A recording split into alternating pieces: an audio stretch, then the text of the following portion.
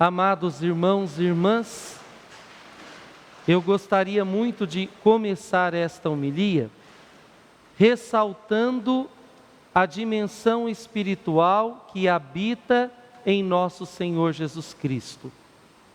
Ele é especialmente adepto à oração.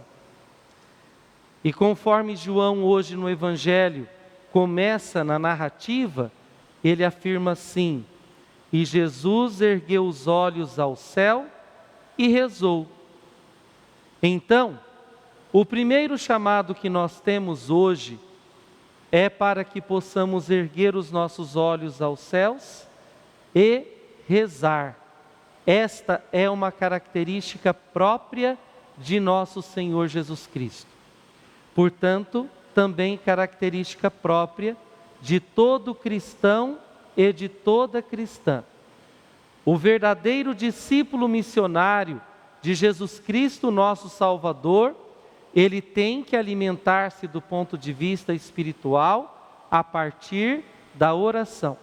Portanto, eu e vocês, nós devemos criar o hábito, de sempre elevarmos os nossos olhos aos céus e rezarmos. Então eu gostaria de perguntar-lhes, como é que vai a vida de oração de cada um de vocês? Nós temos alimentado juntos a nossa fé pela oração? Qual o valor da oração para a nossa vida?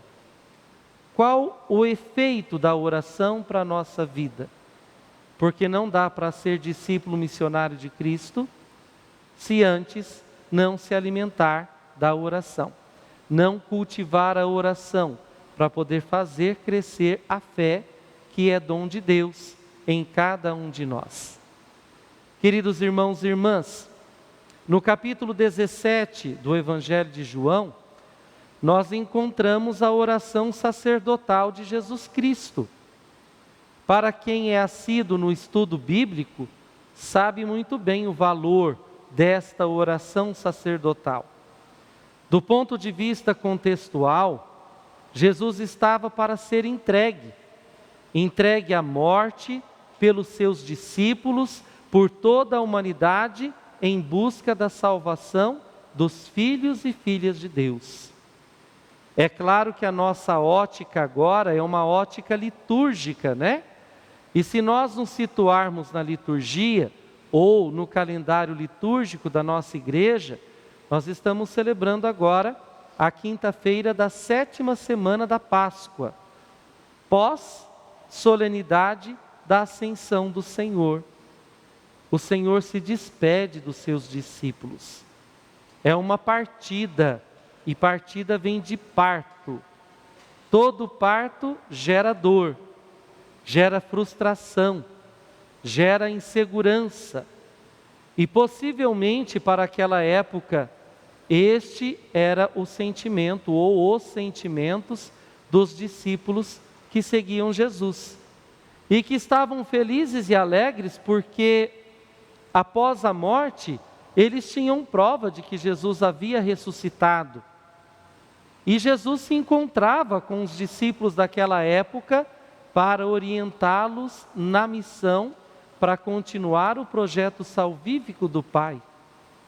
Porém, de repente, Jesus chega e fala assim: olha, eu vou partir. Coloquemo-nos no lugar desses apóstolos, destes discípulos. Não ficaríamos tristes também? Frustrados? Após terem enfrentado a morte, e de repente lhes veio a alegria da vitória e da vida sobre a morte, a alegria da ressurreição, e agora ele vai embora? Como assim? Mas é preciso que Jesus se vá, vá para os céus, e se sente à direita do Pai, para que ambos, o Pai e o Filho, enviem o Espírito Santo sobre os apóstolos, para darem continuidade à Igreja de Jesus Cristo. O próximo domingo agora nós vamos celebrar a solenidade de Pentecostes. Nós vamos celebrar o memorial da vinda do Espírito Santo sobre nós e que, aliás, habita em nós. Nós devemos assim nos valer deste grande trunfo, não é? deste grande presente, porque o Espírito Santo reside em nós e nos capacita para a missão. É por isso que Jesus diz, lá no finalzinho do Evangelho de Mateus, capítulo 28, e que foi proclamado para nós na ascensão do Senhor: eis que estarei convosco todos os dias, até o fim do mundo. Eu não vos deixarei órfãos.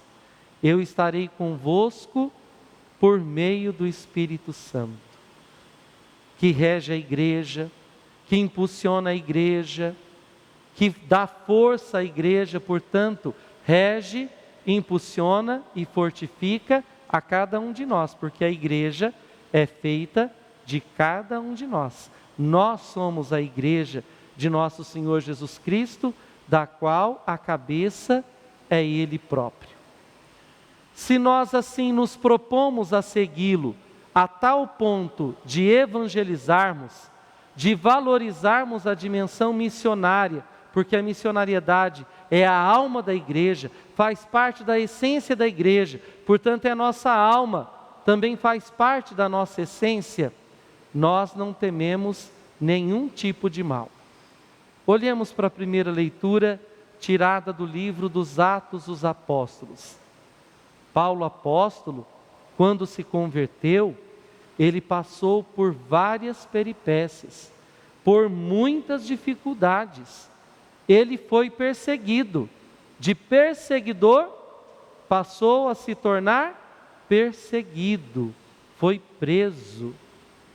Se hoje na atualidade, para evangelizarmos, tivéssemos que passar pela prisão, pela perseguição, como é que nós agiríamos? Eu fico muito preocupado com esta questão. Vocês sabem por quê? Porque nós estamos na era do descompromisso, na era da covardia. As pessoas não querem sofrer, não querem saber de sofrimento. É claro que não é bom sofrer, é um sentimento muito ruim. Mas quando se sofre por amor e dedicação, aí tem diferença. É o que encorajou Paulo apóstolo. E é o que pode encorajar cada um de nós, em meio à cultura do descartável, do descompromisso. Uma cultura que muitas vezes nos leva a abandonar aquilo que, por várias vezes nós dizemos sim, sim e sim, mas não agimos tão positivamente quanto falamos, não é? Nós falamos uma coisa e muitas vezes nós agimos de outra forma. Então, há uma separação entre aquilo que nós rezamos e aquilo que nós fazemos. Olha a palavra de encorajamento que São Lucas traz para nós hoje na primeira leitura, quando Jesus Cristo diz assim para São Paulo apóstolo: tende confiança. Assim como você evangelizou por aqui, eu quero que você também espalhe o evangelho em Roma, que no olhar de Pedro, por exemplo, se trata dos confins da terra, no local onde havia mais desafios naquela época.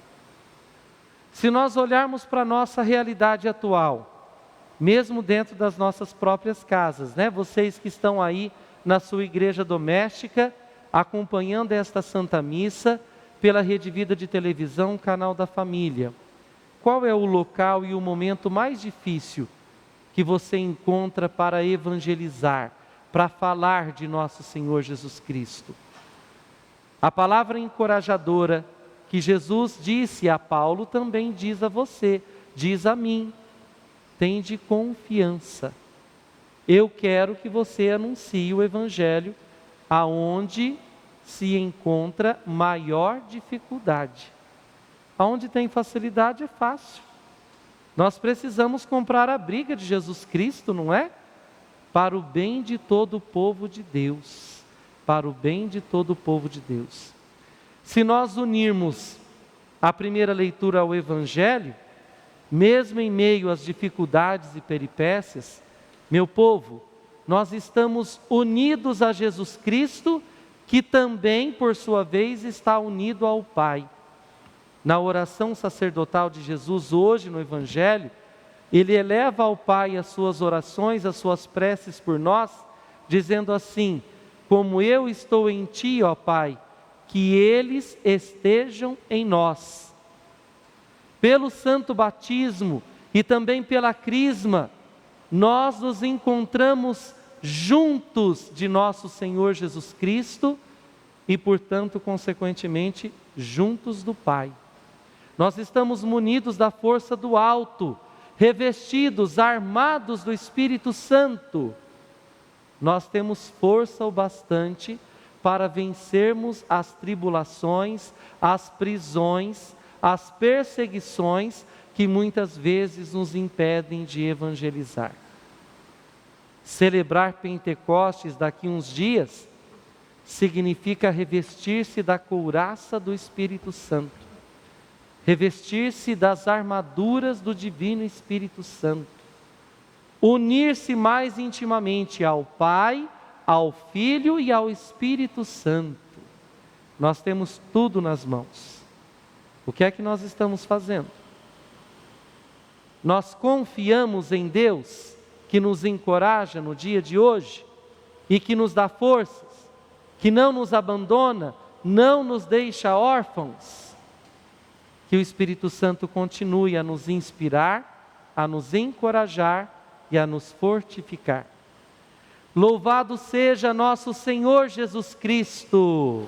Para sempre seja louvado. Este programa tem o apoio dos nossos benfeitores. Seja você também um benfeitor, evangelizando com a gente. 0 Operadora 11 4200 8080.